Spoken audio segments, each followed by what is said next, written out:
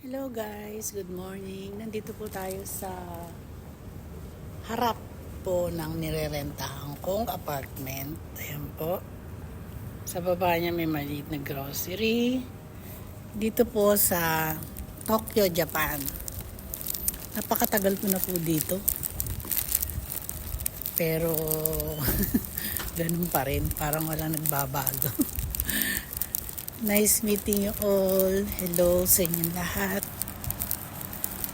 Wala lang. Gusto ko lang may napapanood din kahit papano. Pag nawala na ako, di ba? May napapanood yung mga anak ko na iniwan kong vlog ko dito sa Japan. Anyway, magkakakilala po tayo pagdating ng mga ilang araw. Dito po sa buhay ni Angelica.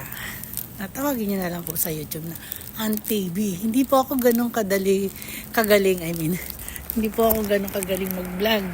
Gusto ko lang pong mag-iwan talaga ng remembrance.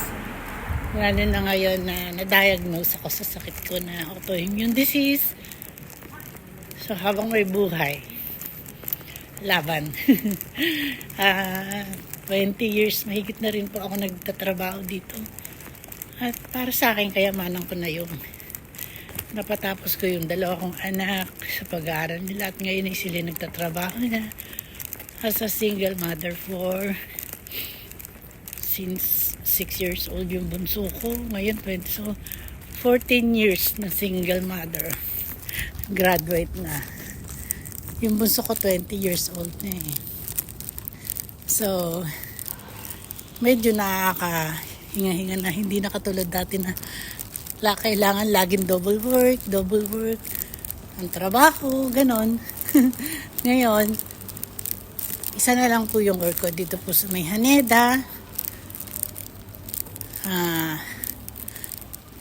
Haneda Airport dito sa Tokyo.